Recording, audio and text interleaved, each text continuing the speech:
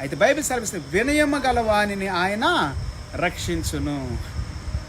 వినయం రావాలి పిల్లలు, అధికారులు నాయకుల్లో వినయం రావాలి. ఇప్పుడు గెలిచిన వాళ్ళలో కూడా వినయం ఉండాలి. ఓ సహోదరు అంటుంది, మీరెవరో మాకు తెలియదు, మమ్మల్ని బ్లెస్ చేస్తున్నారు, మీరెవరండి? బ్లెస్ చేసేది అడుక్కునే వాళ్ళు కూడా బ్లెస్ చేయాలి. ఓట్లు వేయండి అడుక్కుంటారు కదా, మరి బ్లెస్ చేయటమే కదా అది. దేవునికి స్తోత్రం. ఓట్ల కోసమే అడుక్కుంటారు ఆ టైంలో, తర్వాత గెలిచిన తర్వాత విర్రబీగుతారు కొంతమంది. విర్రబీగారంటే మళ్ళా పడిపోతారు.